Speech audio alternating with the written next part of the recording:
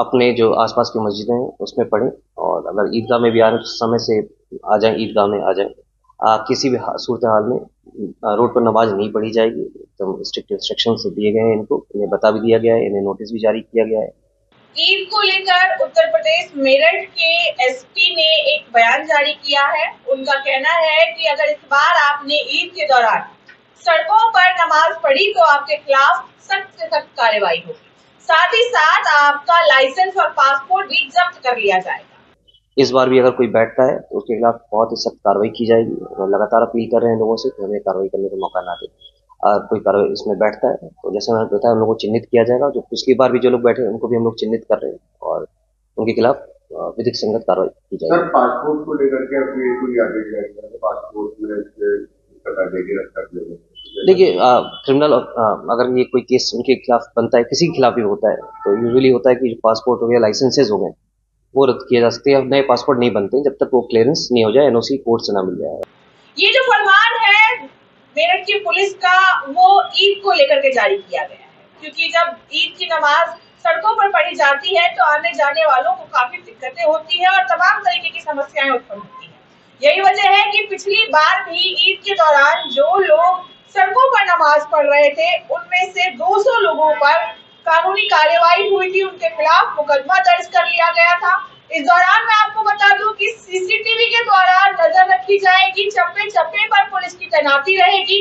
मेरठ के एसपी ने ये बयान दिया है। अपनी स्टेटमेंट में उन्होंने बताया कि इस बार भी हम पूरी सख्ती रखेंगे इस चीज पर कि कोई भी व्यक्ति, कोई भी नमाजी मस्जिद के बाहर सड़कों पर नमाज ना पढ़े। खास तौर पर उनका ये कहना है सभी नमाजियों से कि आप अपने घर के नजदीक वाले मस्जिद पर ही जाकर नमाज पढ़ें।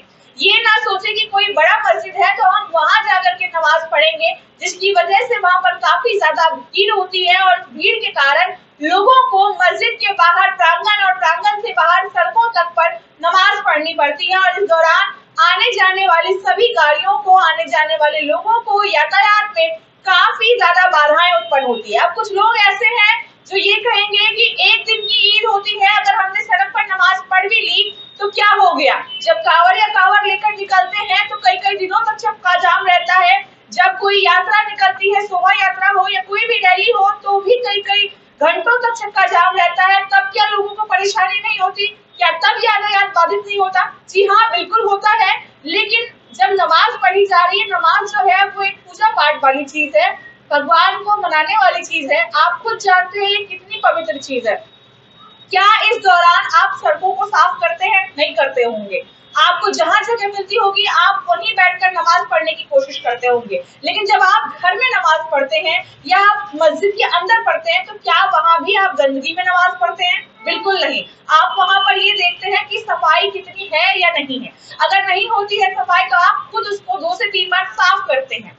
आपको भी पता है रमजान कितना पाक होता है, ईद की नमाज कितनी पाक होती है, और पाक चीजों का हर हाल में ध्यान रखा जाता है। एक नमाजी हर एक पाक चीज का ध्यान रखता है। और यही वजह है कि शौच के बाद भी या कुछ अलग चीजें करने के बाद भी वो इस बात का ध्यान रखते हैं कि वो स्नान करे, वजू करे और उसके बाद ही नमाज ऑफर करे, नमाज पढ़े। क्योंकि पवित्रता बहुत बड़ी चीज है नमाज पढ़ने के दौरान या पूजा पाठ के दौरान। और अगर हम सड़क पर गंदगी में पूजा पाठ करें या नमाज पढ़े तो वो कहीं से भी सही नहीं है। स्वच्छता का ध्यान रखना बेहद जरूरी है। साथ ही साथ आपकी जिंदगी से खिलवाड़ ना हो, आपको किसी से ठोकर ना लगे, इस बात का भी ध्यान रखा जाता है। तो ये भी वजह है कि मेरठ के एसपी ने सड़कों पर नमाज पढ़ने से आपको मना किया है। ध्यान रखिए, आप अपने घर के आसपास जो भी मस्जिद है, चाहे वो छोटी हो चाहे वो बड़ी हो, वहीं जाकर नमाज पढ़ें, ताकि आप एक स्वच्छ वातावरण में स्वच्छता के साथ, पवित्रता के साथ अपने ईश्वर को याद कर सके, उनको प्रणाम कर सके और तमाम तरीके की चीजें जो आपकी होती है वो आप कर सके। तो ये जो पुलिस की कार्यवाही है, ये जो पुलिस का निर्देश है, ये सिर्फ इसलिए है ताकि आपकी पूजा पाठ, आपके नमाज में किसी भी तरह की कोई भी गंदगी ना आए। आपकी स्वच्छता का ध्यान रखते हुए, आपका ध्यान रखते हुए, आपके इतने बड़े त्योहार का ध्यान रखते हुए ऐसा निर्देश जारी किया गया है। उम्मीद की जा रही है उत्तर प्रदेश मेरठ के सभी नमाजियों से, सभी मुस्लिम वर्ग के लोगों से कि वो पुलिस प्रशासन का पूरी तरीके से सहयोग करेंगे और सड़कों पर नमाज बिल्कुल नहीं पढ़ेगी, क्योंकि अगर इस बार आपने ऐसा किया तो आपका पासपोर्ट और लाइसेंस दोनों जब्त हो जाएगा, आपके ऊपर कानूनी कार्रवाई की जाएगी, आपके ऊपर मुकदमा दर्ज कर लिया जाएगा। और अगर आप ये सोच रहे हैं कि पुलिस हमें नहीं ढूंढ पाएगी, तो पुलिस की नजर चप्पे चप्पे पर है, हर एक नमाजी पर है, वो बड़ी ही आसानी से आपको ढूंढ लेगी। इसीलिए अपना त्योहार अच्छे से मनाइए, अपने घर के आसपास मनाइए, अपने परिवार के साथ मनाइए और कानून के दायरे में रहते हुए मनाइए।